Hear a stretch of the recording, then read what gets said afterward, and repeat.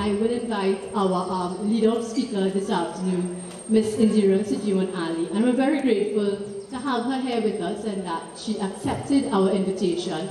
So I'll now pass on to Indira to lead us off.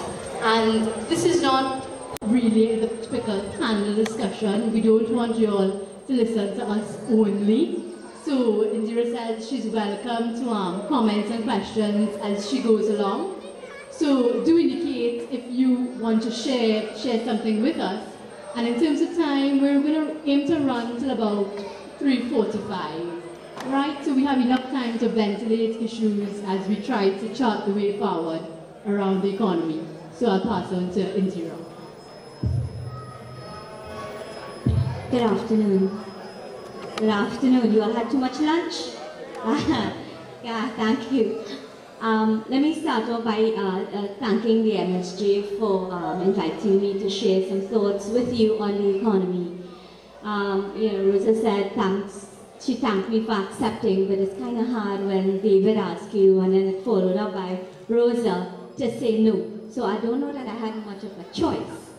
That said, I'm always happy to share my thinking and my thoughts on what's happening with the economy.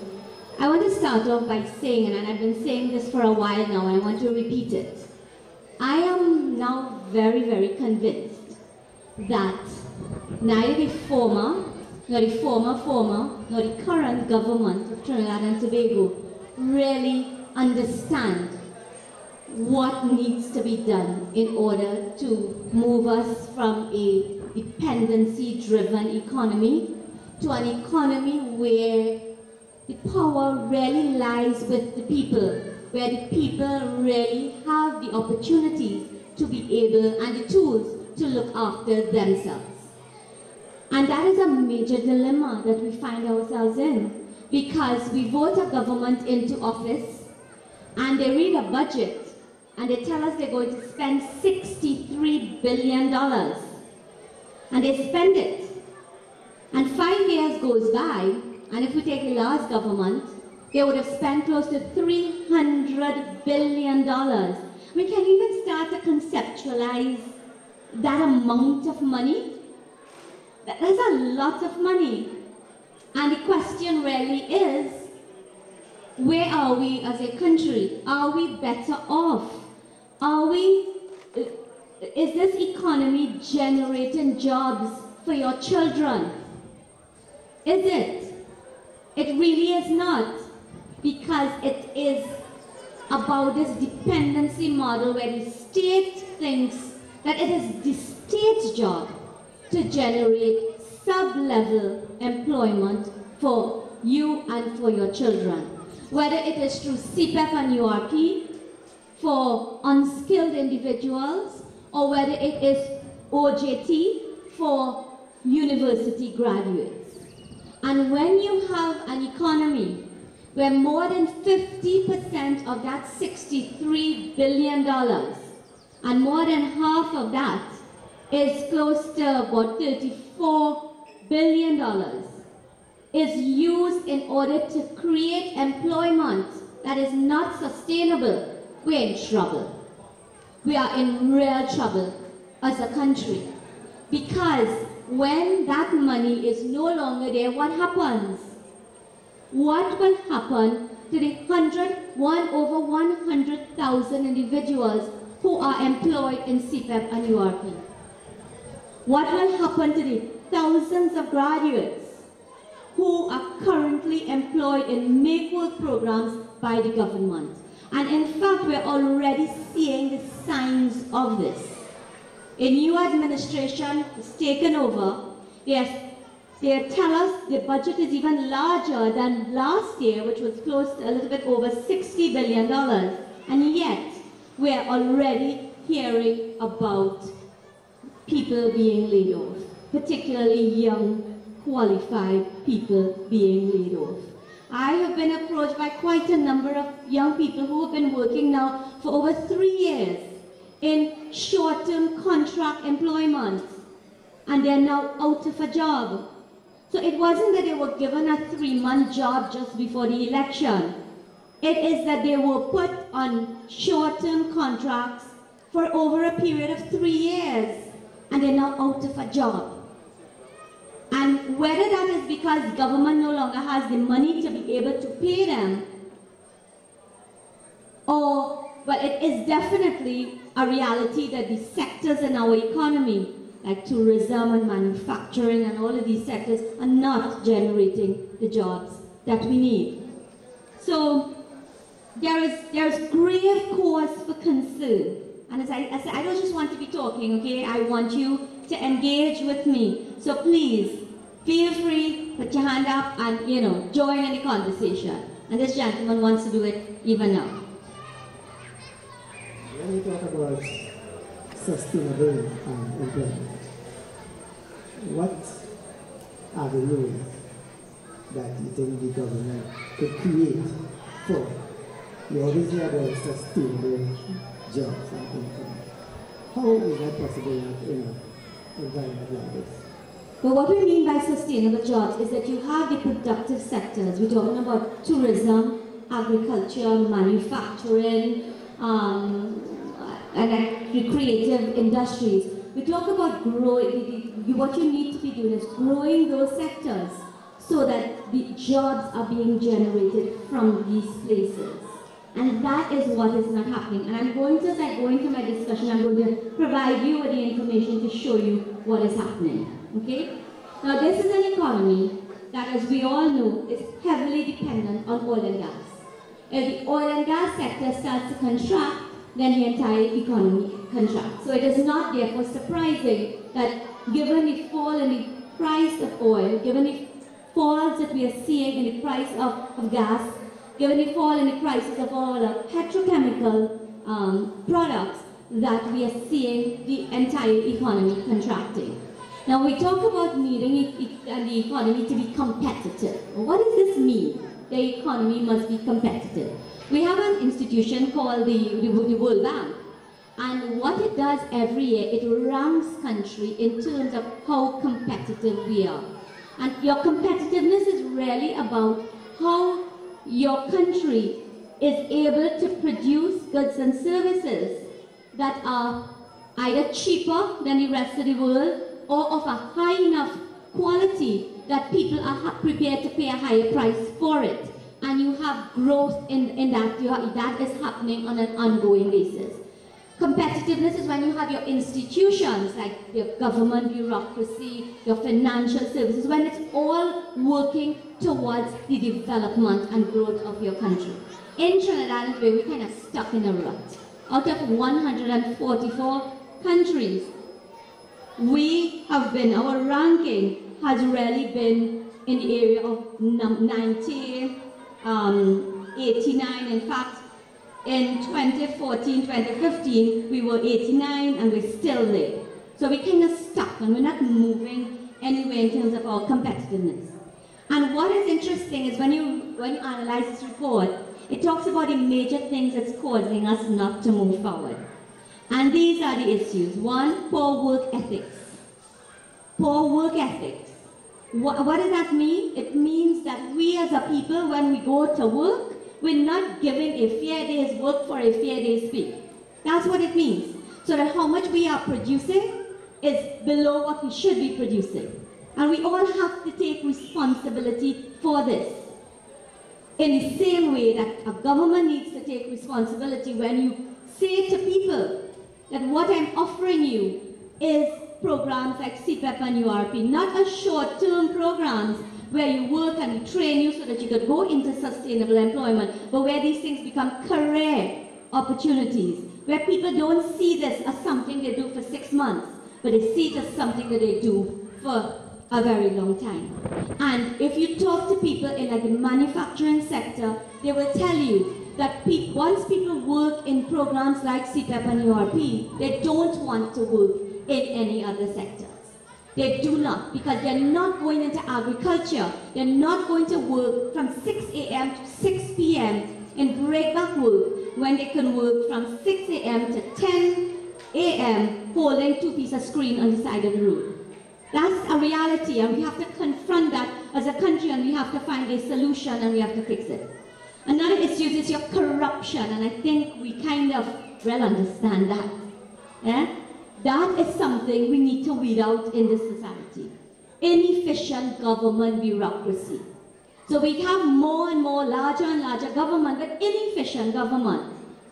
And if your government institutions are inefficient, then how can we have competitiveness and how can we have growth? How can a state institution rent a building for 5 years, spend millions and millions of dollars in rent, and it is not occupied even for 1 day?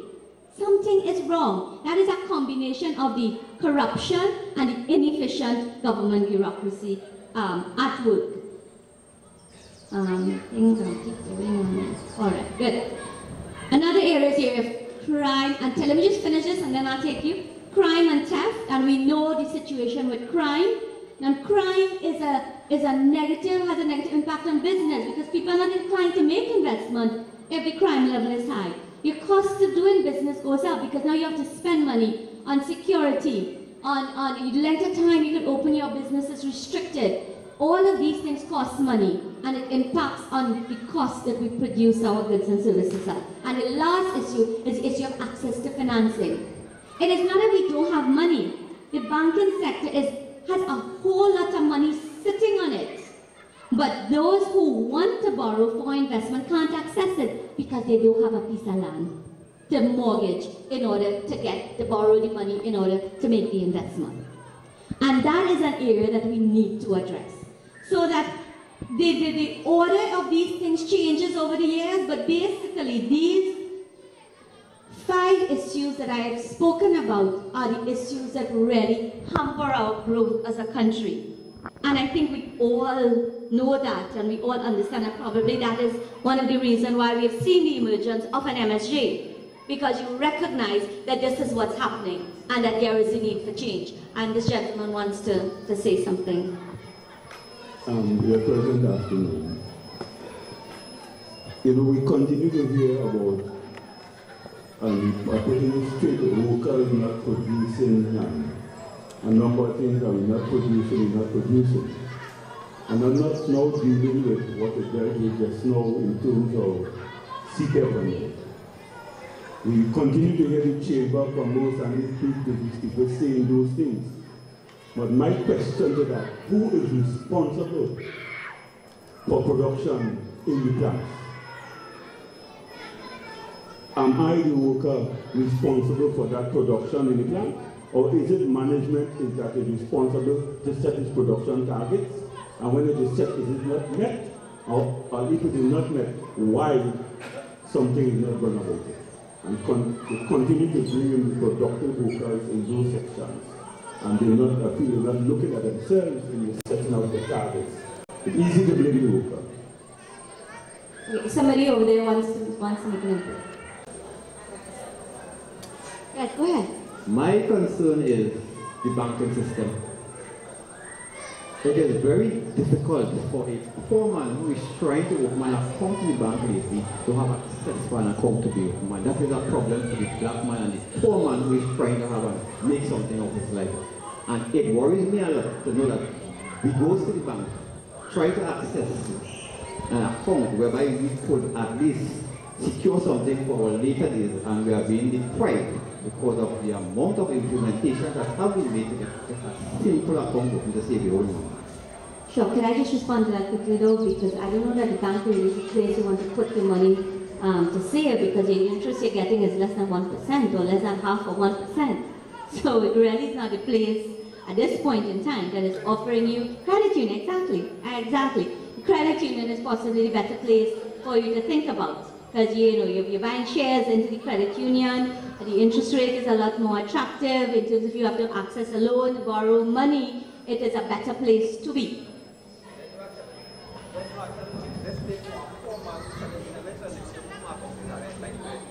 Right, correct. Yes. Yeah, you wanted to yeah. Mm-hmm. You have something to say? The mic. Sure, go ahead. Yeah, pleasant good evening to you. Sure. For the longest while, we have been hearing this word diversification of the economy. Mm-hmm. right? Given the state of the economy at the present time, what do you think about where our emphasis should be placed, where we are going to diversify this economy, as they have been saying all the time? The problem is where it doesn't matter what I think, because the reality is, those who control the resources have no interest in really doing it. That's the bottom line. I have been talking about diversification for a very, very long time. And there's so many what we call low-hanging fruits all around us. And we simply don't have the will in order to do it. Let me use one example. Let's talk about agriculture.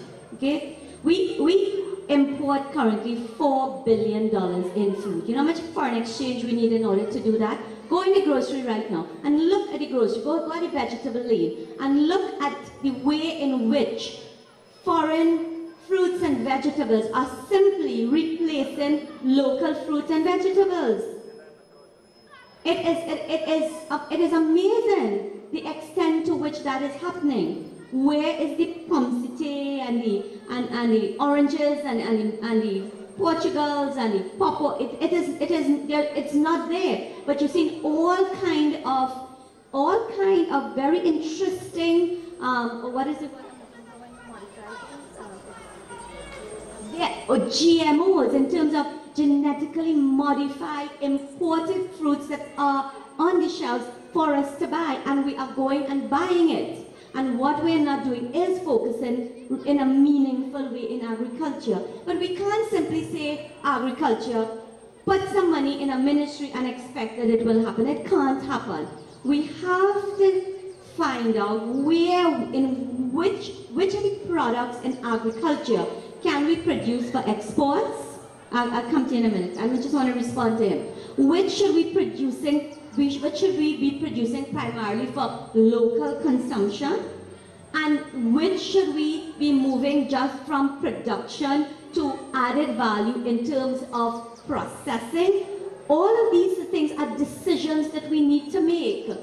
And we're not doing it as a country. So I want to use the example of cocoa. Trinidad and Tobago have what we call fine flavor cocoa. Fine flavor cocoa, just the beans alone, we still have. Except we've moved from 35,000 tons in the 1960s to less than 500 tons now. The reality is, any quantity of beans that Trinidad and Tobago can produce, there is a market for it. And we don't get bottom of the barrel price, we don't get $2,000 per ton. We get currently between 4,500, but we can actually get up to $10,000 a ton for our cocoa beans if we do some things. If we do things like verify the source of origin, that we can brand it. These are not hard things to do. We have a cocoa research center at the University of the West Indies. The University of the West Indies started off as an agricultural institution, and we're simply not doing it. No longer can cocoa be produced as a standalone crop and it be feasible to the farmer. It has to be mixed cropping. We need to set up some model farms for cocoa production so that we can address the issue of the declining production of cocoa, so that we can once again have the models that we can use in order to revitalize the entire industry from a production of beans perspective. So I'm only talking about beans. Imagine if we could just move the production of beans from 500 tons now to anywhere what it used to be in the 60s, 35,000 tons, and we could get 10,000 US per ton as opposed to what we get now, $4,000. Do the math. Immediately, you generating foreign exchange. Your farmers are in a better position for it, and it doesn't stop there. Because we shouldn't be doing that with our cocoa. Our cocoa is too rich, it is too valuable for us to simply take it and sell it to the rest of the world and allow the Germanys and the Switzerlands and the France, to take our cocoa beans and add the real value. Because what we get is cents on the dollars in terms of the value added. already in Trinidad and Tobago, there are people who have started to add value. There is the emergence of what I call an artisanal, so it's very rootsy, very small scale, production of very, very high quality chocolate products. That if you go to Europe, for that same thing, you're paying 85 euros a pound. 85 euros for 1 pound of that particular chocolate. Why aren't we positioned in Trinidad and Tobago then to become a chocolate destination where we merge tourism with chocolate, as countries are doing? Italy is doing it, France is doing it, so many countries, they don't even know what a cocoa tree looks like. They don't even know what a cocoa pod looks like.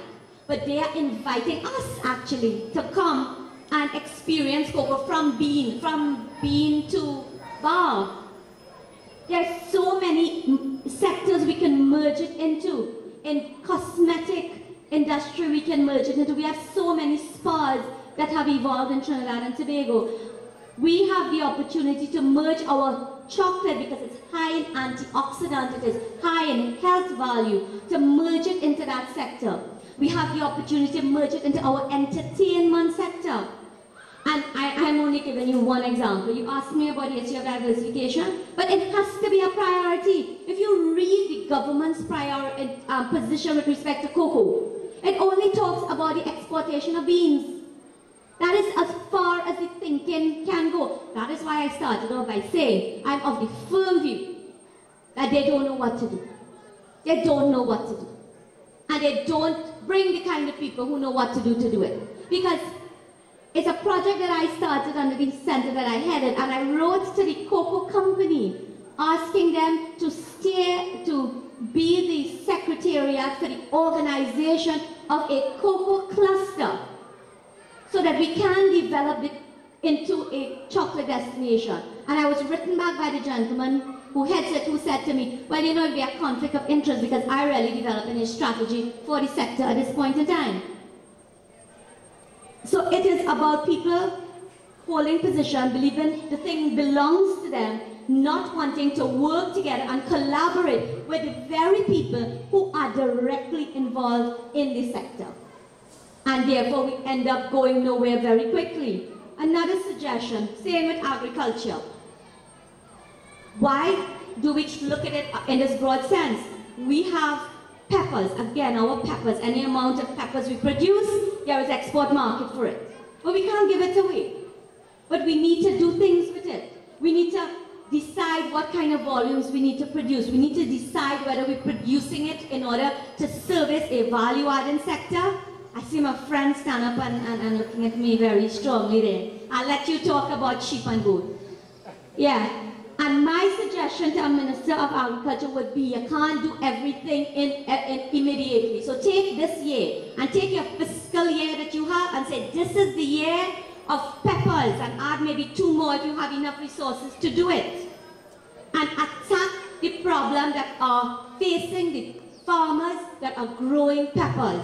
Develop a vision for where as a country we want to take pepper production, and put the mechanisms in place in order to have it happen over the medium to long term. There's no quick fix solution to the issue of diversification. But if we don't start it, we never get it done. And it will always be a pipe dream, and we will be always talking about to diversify. Diversification and the importance of diversification is written into our very first development plan, which dates back as far as independence, and we're still talking about it. We're still hoping to get it done. So, anyway, you wanted to, the lady and then the gentleman in the blue? Good afternoon, everyone. If not CPEC or URP, what solutions can the government use to empower the unskilled and the undereducated mothers in our society? My simplest answer is agriculture. So instead of, there is work that the CPEC and URP does that is valuable work that needs to get done. Let us not dismiss that. Cleaning the roads and keep that is important work. But do you really need 20 people to do the job that 3 people can do? That is the question. Exactly. Right. So that is correct. You have other institutions that have always been there to do it. So we need to rationalize that. And then you need, if we're serious about agriculture, even if we take the revitalization of cocoa, when you research and you talk to the farmers, one of the major problems they have is labor. If you talk to the printing and packaging industry, one of the major problems they have is labor. But you know what they say? Once people start to work in CPEP and URP, because of the culture that they now, the attitude to work they have, that they are not now employable in these other sectors. And we may not be able to say, therefore, to take CPEP and URP as it currently stands and transfer it into agriculture. But then let's put a cap on it at this point in time. Let's put a cap on it and let us take that we do additional, because in this budget there was actually an increased allocation to CPEP and URP. Instead of that, why didn't we have a version that was called agriculture something? I don't want to say agriculture CPEP or agriculture, alright, farm pet. Something like that, where people would understand the terms of the engagement. If you want employment and you want to access it through this program, these are the terms of engagement. This is where you will be required to work. This is the kinds of hours, this is the kind of output that is required. So we start the process of changing the culture and our attitude to work. We have to start to do that. Even the issue of the baby grant. Let's take the baby grant. You know what is my problem with that? That is, to me, I'm not saying we have a problem. Young women having have a baby and you don't have the resources to look after that baby. But where is the notion of a sense of responsibility to the child, your own responsibility, as well as your responsibility to give back to those who are given to you? So you need to tie programs like that into ensuring that those who are benefiting have a sense of responsibility to do something, to give back something. And that is where the entire regime of what we call handout in this country is about simply the state playing godfather to keep us dependent on them, keep us voting for them, not understanding that the power really is in our own hands to be and do what we want to do. And that has to change. I'll let you have your input.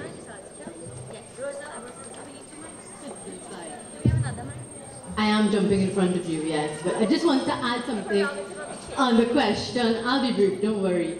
On the issue about options for those who are vulnerable, I think there are many programs that do exist. For example, YTEP. And although it says youth training and employment, it is open to many ages. And I think that program really gives people a skill, whether it be straightening and painting or cake baking and decorating. So it gives you a skill, one, and then so therefore it equips you to then be able to go on and to start your own business, one, or be employed in that sector. So I do think there are programs to support the vulnerable, and in the specific case of YTEP, I think you also receive a stipend while you're doing the training, that kind of thing. However, so if you have a program where you have to go to class for 4 hours, 4 days a week, as opposed to a job where you can go to work for 1.5 hours and do something minimal like the CPEP or URP, which one is more attractive? The quicker money, right? So that's, you know, what happens. So I don't think we need to create new programs. Programs exist to treat the question, but when we roll back the CPEP and URP, we can push these more efficient programs to help us address these issues. Brother Warner? Yeah. Before I want to worry something maybe a little controversial. But before I do that, I just wanted to support some similar to me. Like for instance in Tobago, we had some cocoa from cocoa. And what the teacher did was bulldoze some of the best cocoa, put houses. And now today, look at the import of a breed of cocoa that is foreign to the operation. And in terms of like in terms of Tobago also, there's a new work culture in Tobago that really and truly, I don't know how they will deal with it in terms of getting people back to their land. But what I want to raise, the controversial issue, is the issue of foreign exchange. You know, they have been bashing at the central bank governor in terms of how we handle foreign exchange. And I am here to defend nothing defending my. But you know my problem? Is that we have been talking about the economy supposed to be run by the private sector. And all we are seeing, and I don't know how the government will deal with this foreign exchange issue, because really and truly, the thing that brings foreign exchange to our country is oil. And that has, the price of that has gone low. And our private sector collects foreign exchange to buy sometimes what I call trash, and some that they hoard abroad, but there's no added value that the private sector here uses our foreign exchange to thing. And I really want to find out how this present regime will deal with the demands of this private sector, which seems to be in control of this country in the area of foreign exchange. Well, I don't think the government, it's really kind of outside of the government's hands to do anything about it, because you made the most important point, that the source of the foreign exchange that comes into the country comes largely from the oil and gas sector. Our manufacturing sector, which has been declining, which contributes 8% to our gross domestic product compared to 40% that the oil and gas sector contributes, is what we call a net user of foreign exchange. You know what that means? That means that, yeah, okay, so there's manufacturing. So if you're producing, let's say, biscuits. You might be producing, Bermuda's producing biscuits. But the cost of producing that biscuit involves a lot of things that are imported. And unfortunately, that is our reality. The other reality is this one sector that is growing in Trinidad, the retail sector, the distribution sector, which is where we just buying from the rest of the world, adding up a markup and selling to us. That is the large that contributes about 13 to 14% of our GDP. The distribution sector, and which links back to the point I was making about if you go into the grocery and you look at the shelves and look at the way foreign fruits and vegetables is simply replacing the local one because it's being imported and being sold to us. And you had to have foreign exchange to pay for it, but you're not earning any foreign exchange. Because they need foreign exchange to spare the supplier abroad, but when they bring it back here and they sell it, what are we paying in? TT dollars. Therefore, they need to go to the bank to convert the TT dollars back to US dollars to send it out. That is the reality of our economy. And I was talking to my brother, and he was talking about another interesting development that has been not taken into account. What's happening in Venezuela. Venezuelans right now, as you all know, don't have access to foreign exchange at all. And what they're doing is they're coming into Trinidad apparently by the plane loads and buying up foreign exchange here. So we have that additional problem that is occurring. And this government sought to address this problem by reverting to the old system and mandating the central bank to sell sufficient currency. Because remember, we get this, the foreign exchange comes from who earns it, which are the companies in the oil and gas sector. But government maintains a reserve in the central bank.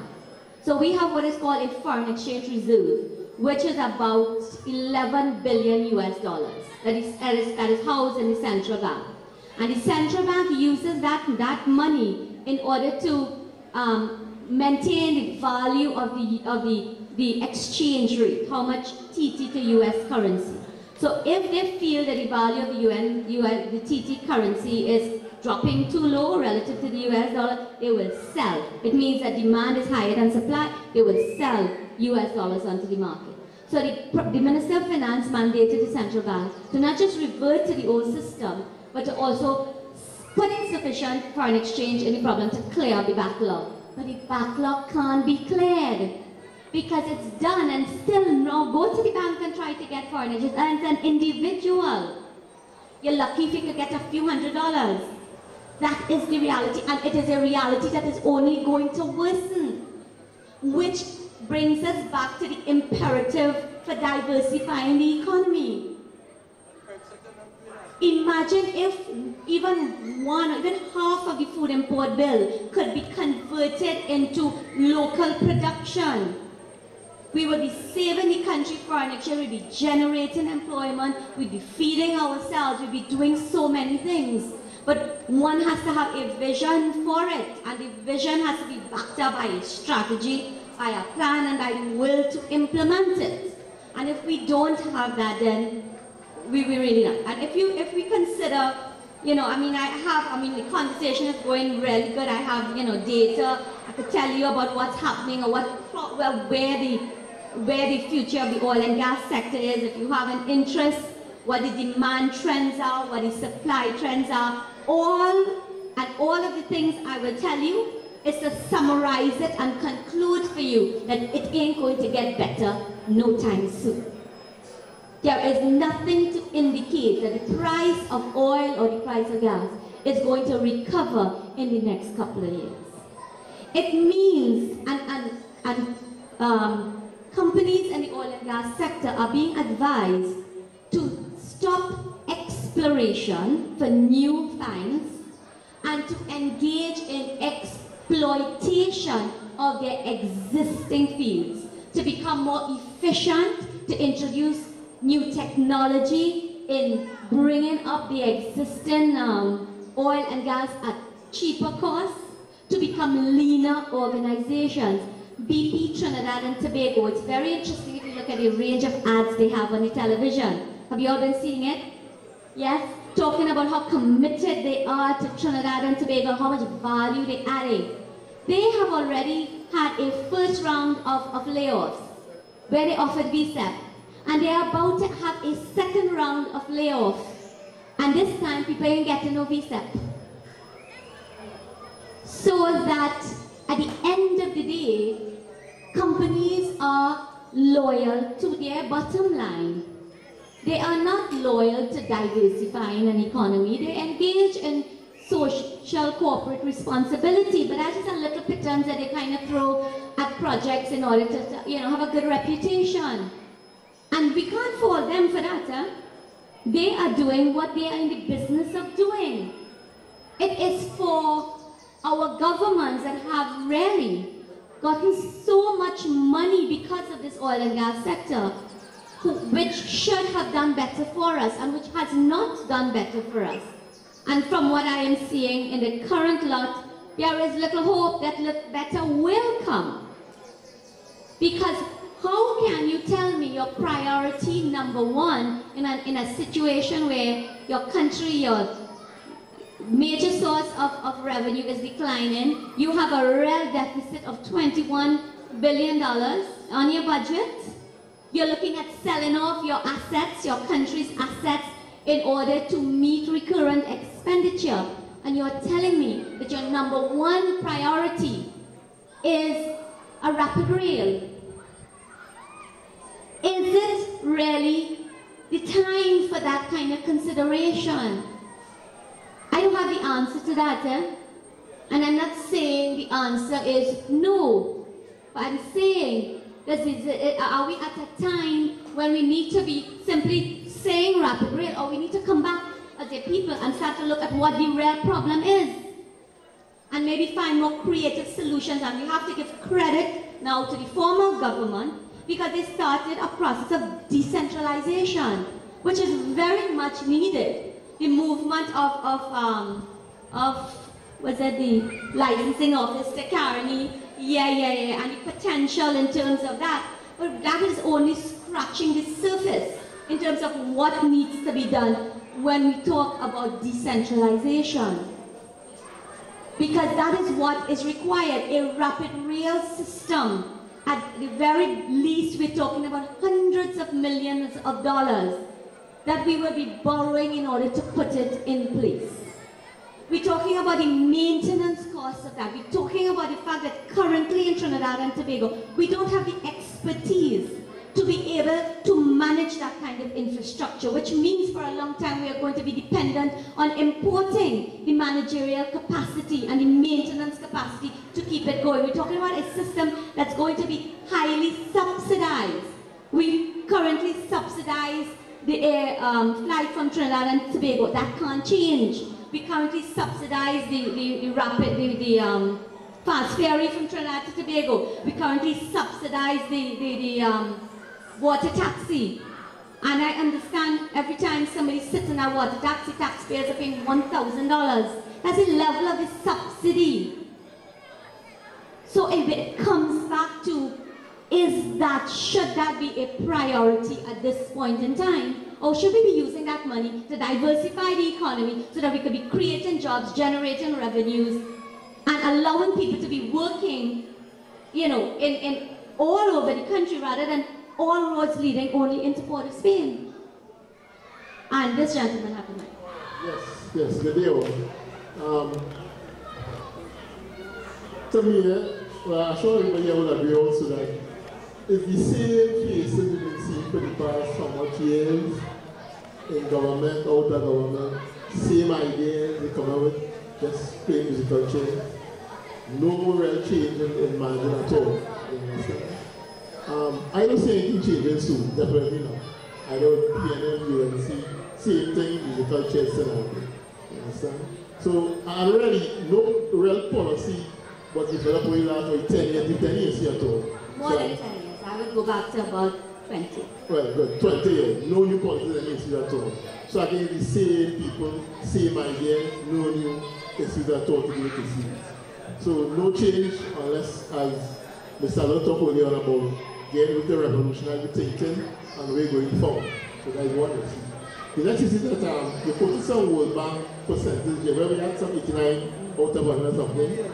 I am very gallant on using these international organizations information. Because most of the time, the World Bank, when they link to the World Health Organization and link to all these world institutions, I find sometimes, again, they do things based on, for their benefit, I believe, most of the time. Because are you saying that our competitor is probably better than the ranking? I said, regarded, based on the fact that most of the time, it's for their benefit also. Come and take a loan, bring some. The way this particular thing is done, this is Trinidadians who actually fill out the survey. So it's Trinidad businesses. That is the Trinidadians do it just as bad. Alright, but let me just, I just want to engage you for a minute. The issue of corruption, is that a problem in Trinidad? Well, definitely. Is the issue of inefficient government bureaucracy a problem? The word I use, guarded. I think everything is bothering, but based on what they say most of the time to other issues that they're trying to bring about certain change on the public every day. Because we have a history of the World Bank and people coming here already, IMF, all connected. So it's some policies to come and put added pressure on what they say right now. My issue is that we need to change these people in the money talk, even at some of the business areas also. So even our education institution needs some changes that they say. Because the same people we're bringing out to come and be new managers tomorrow with the same issue. So again, that problem go way back there. You understand? Agriculture in these areas, again, we can see the budget where minimum finances toward this kind of areas, again, same policy, no different at all. But we really need to look at education in terms of changing good matter, how to think, how we process information, how we analyze data. And really come up with new models. And hence the reason why I think we need to look at models ourselves trying to be good at it. Not so much connected to these institutions like the IMF and the World Bank.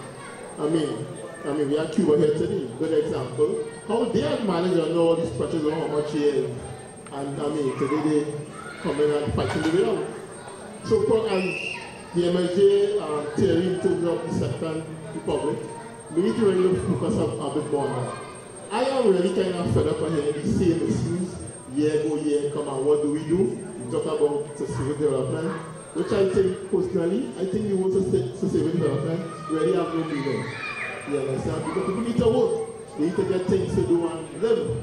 So we kind of put in some perspective about sustainable development. I think that is really, that would have no meaning. You understand? we need to find some model to make this thing work. We're both on the same page. I totally agree with you. You know, it's enough talk already. Yeah, enough talk. We have really, it's kind of we're talked out, really. Yeah, so we're talked out. We need to move beyond talk to actually doing things. You talked about education. We need, listen, what do we do now? we need an educational revolution in this country. Let's even before we get to the university, we need it from the level of the primary school.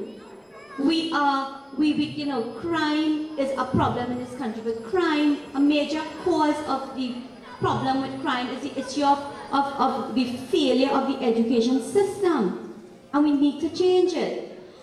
I want to come back to Rosa made a point about the importance of programs like White Up, and it is they're doing really very good work. The problem is there's no link beyond the training. So there's nothing that allows persons who are now trained in White Up to move from there into into jobs. If it's mostly like self-employment, but they may need a little bit of money to buy the little tools or whatever. There's nothing that, sorry? That's correct. There's nothing in place to allow them to be able to link that learning that they have and translate it into the opportunity to generate revenue. And that is something that we need to address. And we're not doing it.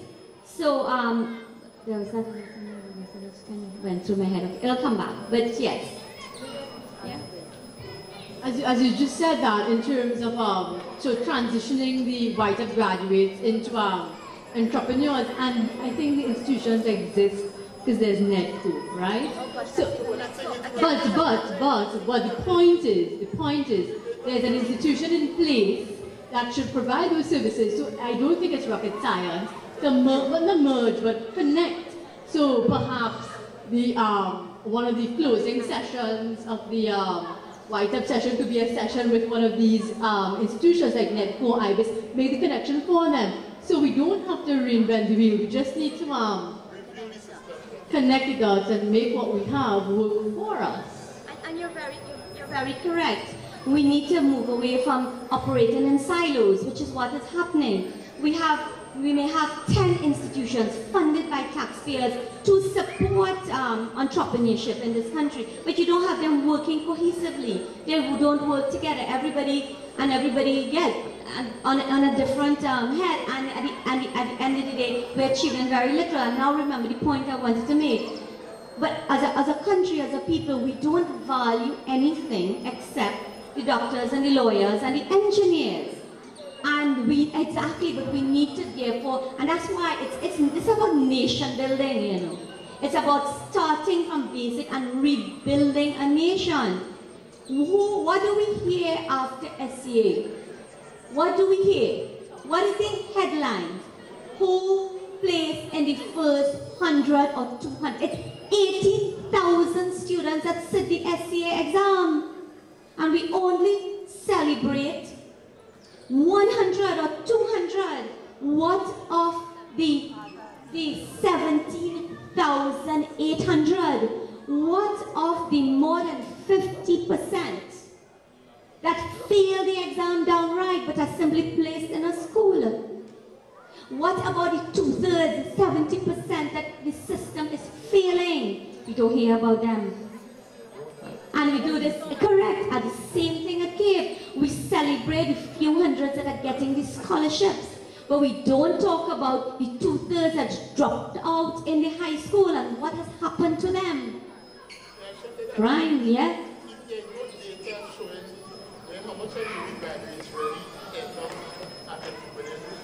Well, we don't know whether that's a total. How can you teach? How can you have a tertiary level education that is geared towards teaching people to find a job, whether you are an engineer, whether you are a doctor or whatever? It's teaching you to go and find a job. And then when they graduate, you tell them, go and make jobs? It doesn't, there's no connection. We need curriculum reform. But the curriculum reform, if you want to build entrepreneurs again, you can't start at the university level. It has to be started way before that.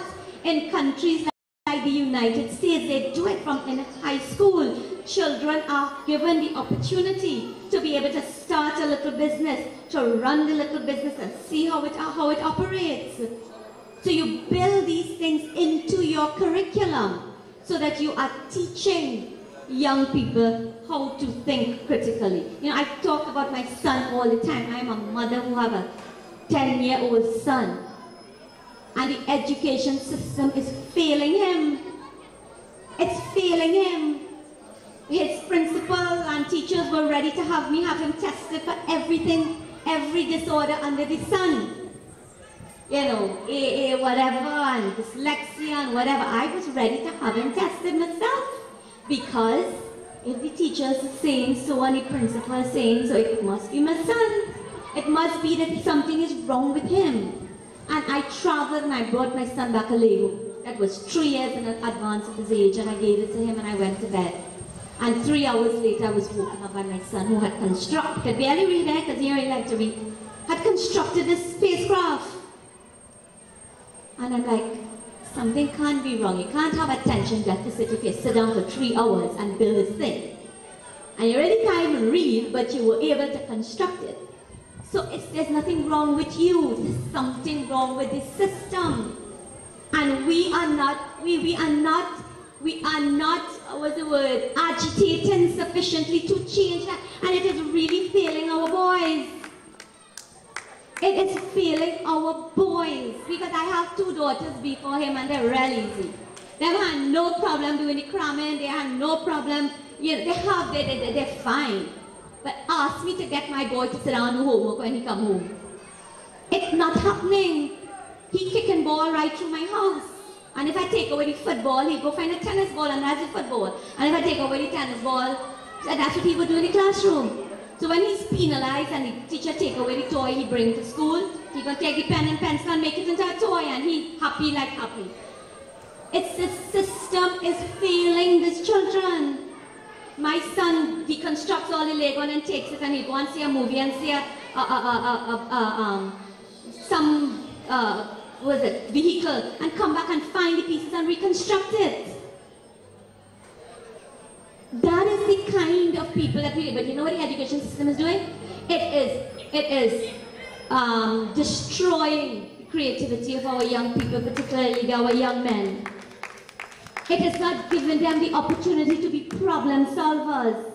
And therefore they're turning to the quick fixes, which is crime. This is not something we could wait to allow to fix itself over the long time.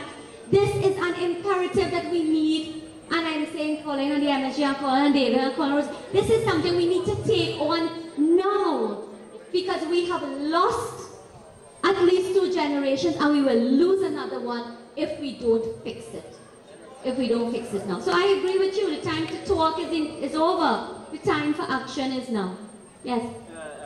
Assalamu alaikum, which is peace be on Wa alaikum salam. here.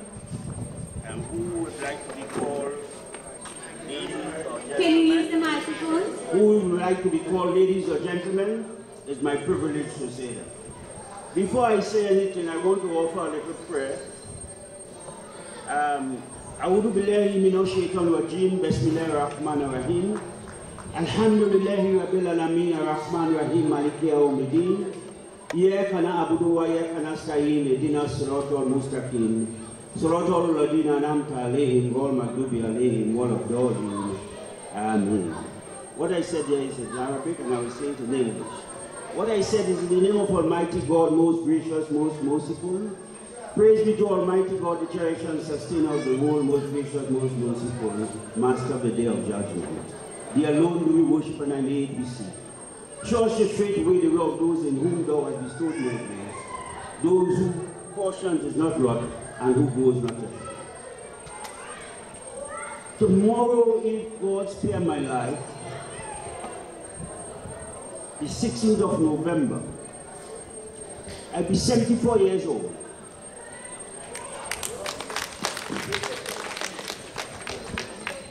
And from that time, from the time I born, up to a few days ago, and presently, this time now today, I have heard a lot of things.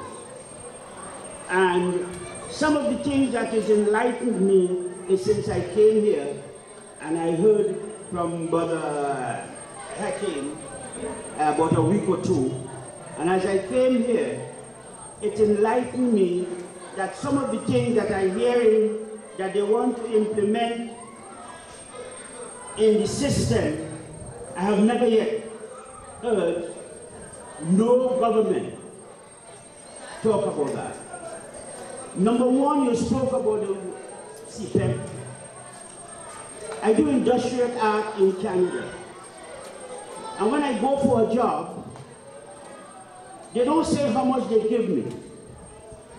I have to say, when they prove what I can do, then I say how much I want for what I can do. So they will see what I am doing for the price that I offer. In Trinidad, it's not like that. They put a price on you, and they will work you like, I wouldn't say a donkey, or what, they will work you hard, and they expect you to put out the labor for the money that they suggest that you would. That cannot work, number one. The amount of things that I heard here today, and what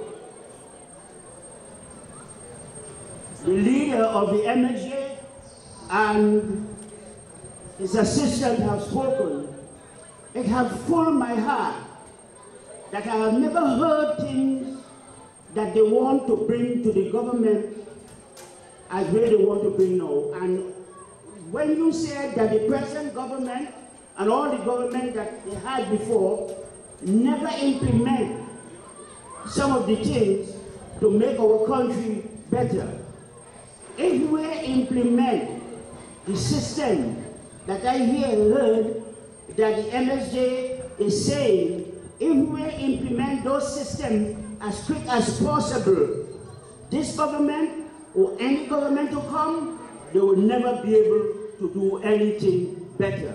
Because when a government gets there, it's for their friends, their family, party members, and every bullshit that's coming down, it's coming down on the poor.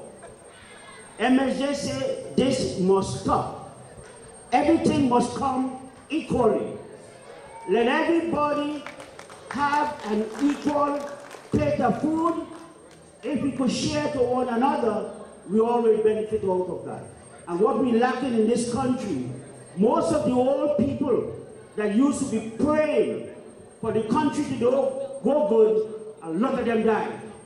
And the young ones is not praying. So we need a little prayer that let each and everybody know, with the help of Almighty God, by praying, they will be able to get assistance from God, and the good assistance will be able to contribute to the benefit of this country supporting MSJ. May God bless you all, and that's all I have to say. Some of what I was going to say you touched on, especially with regards to education. And while there needs to be a revamping of our formal education system, there needs to be a rethinking of who we are, or a defining of who we are as a nation. And I'll put that in context. I grew up benefiting from the same seat of country. My grandmother, I grew up in Trinidad and Tobago.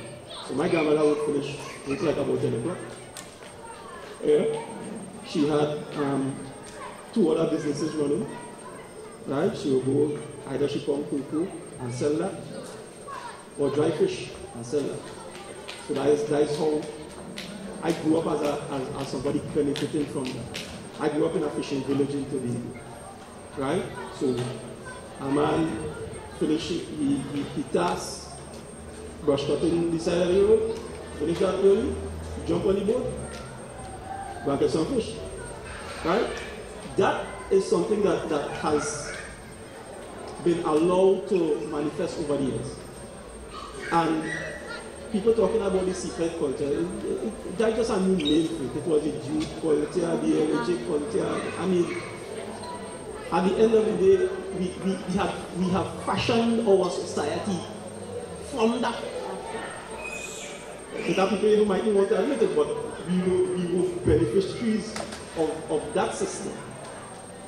Probably at the time, it was necessary because a large amount of our parents and grandparents were not as skilled as they needed to be for us to grow as a nation. And one of the negatives from that is the fact that there has been a sort of elitism that was taught us, and we have proliferated over the years. So that we tend, now, if you really look at most children, I know the community where I live, few of them outside, everybody inside, because everybody had a cram to pass this SEA, K, C-SEC, whatever you call it. And there is no real impetus in terms of sport, in terms of community activities, in terms of agriculture, because agriculture is a kind of bastard child in Trinidad and Tobago. So when a man inherits about 5 or 6 or 10 acres of cocoa, first thing he goes and cut it down to buy chocolate in the grocery. I mean, we have encouraged people in that. So what we need to do is either define or redefine, because I feel we are defined ourselves in the first place. So we really need to define where we want to go as a nation before we start to even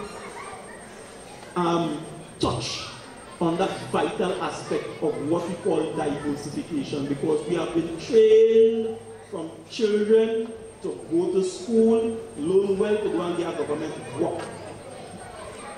And once you get a government work, but you good to go, you have nothing to worry about. So all you have in Trinidad and Tobago is a set of hustlers. Hustlers from the base of the society to the top tiers of society. So them fellas and them hustling in the parliament, and we children have them watching and say, well, here what is happening? That's your mommy and daddy want me to this, why you don't see too? So it don't matter if a man hustling drugs, or you hustling paper in the credit union, or you hustling people in the parliament. It's a hustle. So we need to get out of that hustling mentality, and the only way to do that is we have to come together as a people and define ourselves, especially at the community level. I totally, all right. I totally agree with you. It's now 3 years. I want to touch back on crime. Right, crime, for instance. You know, we keep coming on the government and politicians and this kind of thing.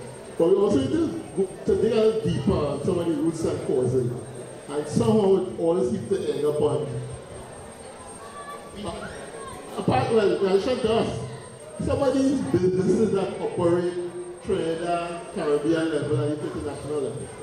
These people are allowed to come into countries, manipulate systems for their own benefits, and cause this problem. And we never seem to address it. In fact, they have us now looking at ourselves, as the brother said before, and talking about the low production levies and all those kind of, to me, nonsense.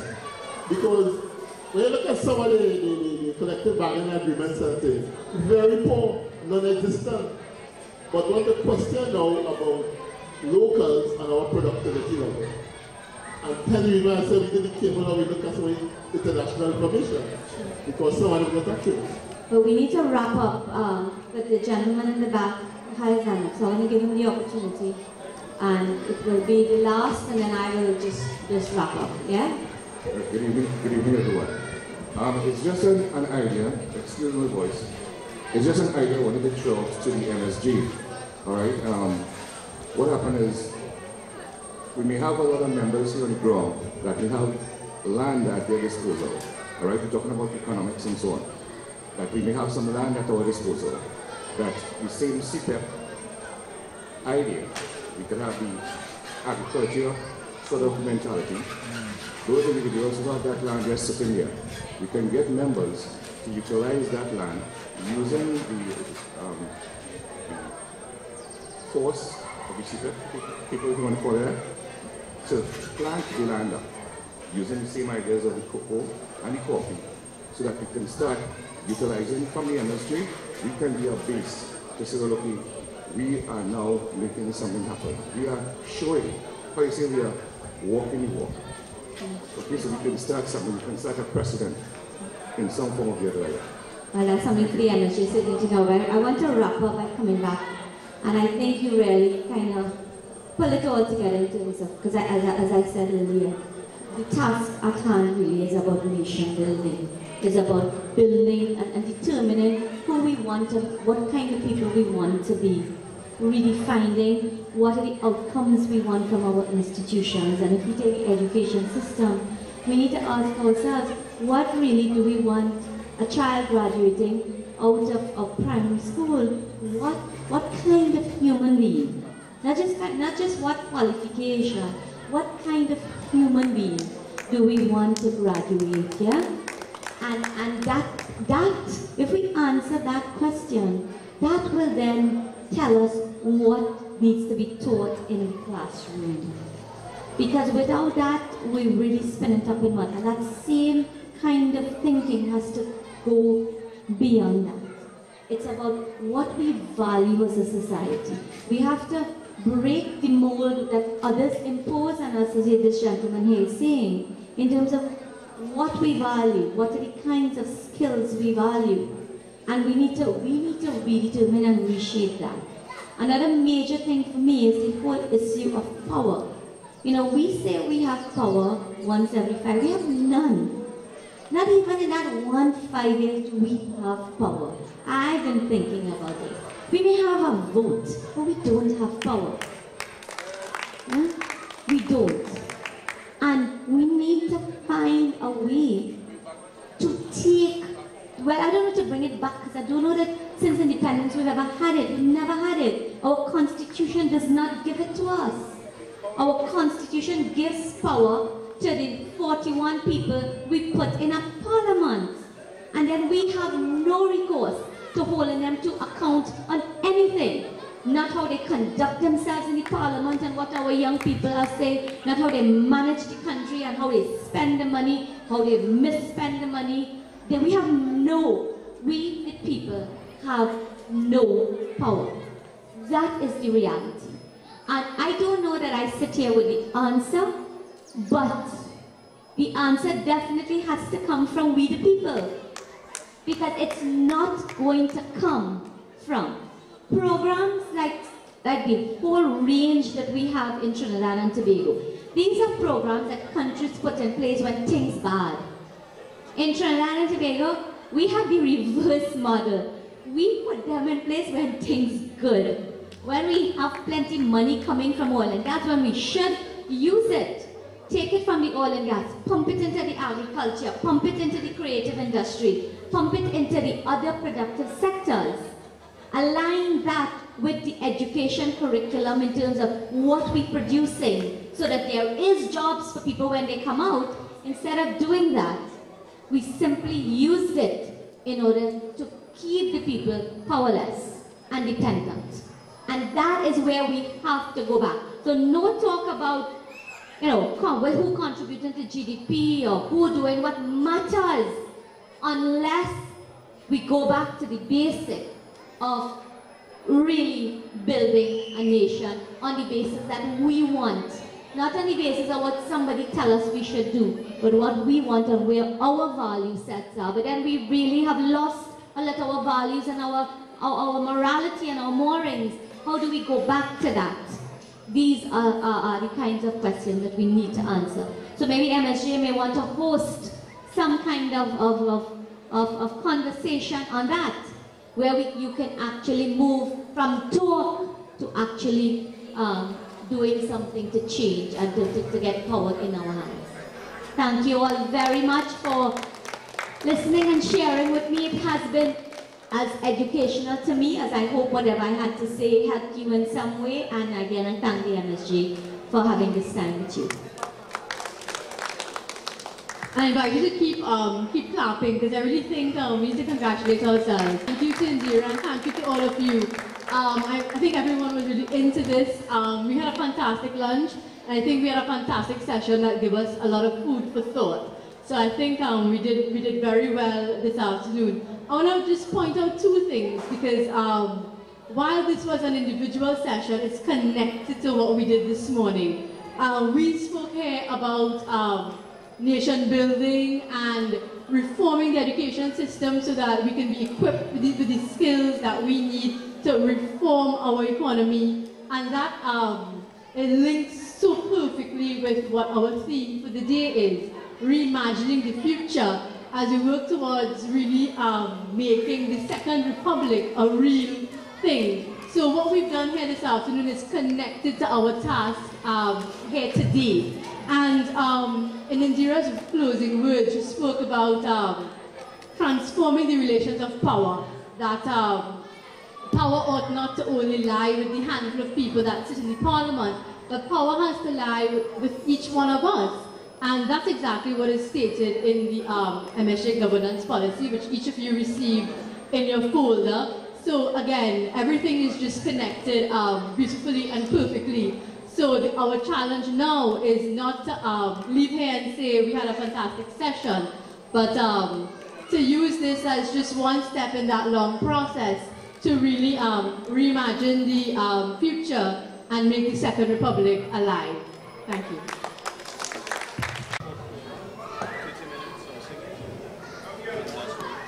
Okay, good afternoon, comrades, brothers and sisters.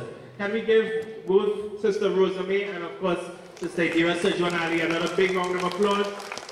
From time to time I was passing by, I would hear the discussion, and it seemed like it was a very intense and deep discussion around not just the economy in isolation to the wider development of Trinidad and Tobago. And I think you should give yourselves a round of applause for your intervention. Thank you very much, brothers and sisters. What we are going to do now, we're going to have a center stage. We're going center stage now. We're going to take in a little cultural show our support and solidarity with our young creative brothers and sisters as they take us through a sort of consciousness type of activity. But whilst we're on that, and we talk about economy, the blue box to the back, that is on the registration membership table. There's a nice slit on top for donations. As you know, we don't have SIS and all of these. We operate from the ground up. So every little donation helps, whether it's $1 or whether it's $100. If you feel generous and put in a check for 1,000, we'll take that too.